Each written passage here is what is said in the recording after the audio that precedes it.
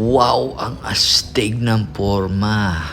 Yep, hindi po yan Sniper 155. Kundi yan po yung bagong labas ng Honda Philippines na bagong motor nila na Winner X 150. Ito po yung motor na pinakahihintay ng lahat ng motor enthusiast dito sa Pilipinas.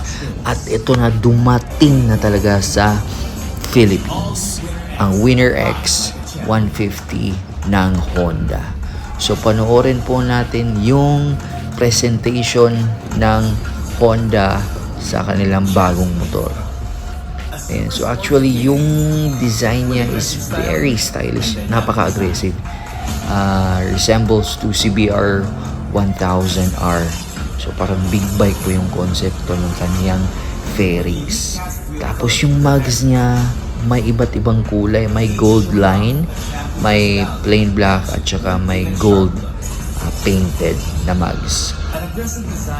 Dito naman sa kanyang stripes, may tatlong klase po ito. May standard, may ABS premium, tapos may ABS racing pa. Ang galing. Ito namang muffler niya, hindi yung typical na bilog, para siyang square. So napakaangas, compact. Ito naman yung grab bar niya, astig.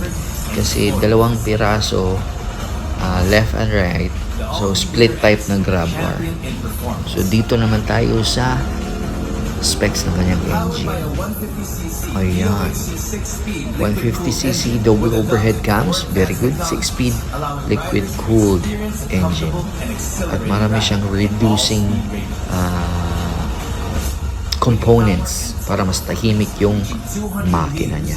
Wow, ang bilis 200 meters in 10.9 seconds. Wow, ang galing.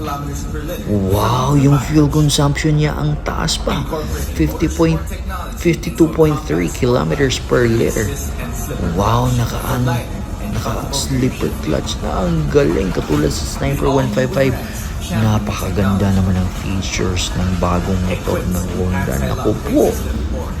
Uy, naka-ABS pa. May ABS premium tapos may ABS racing. Napakaganda. Wow, yung digital panel niya napaka-astig.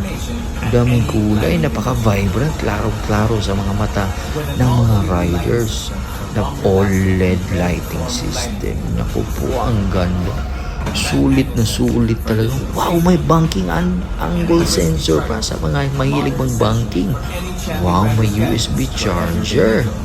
Naku po, ang daming features Naka Honda Smart Key System pa, kahit standard na version.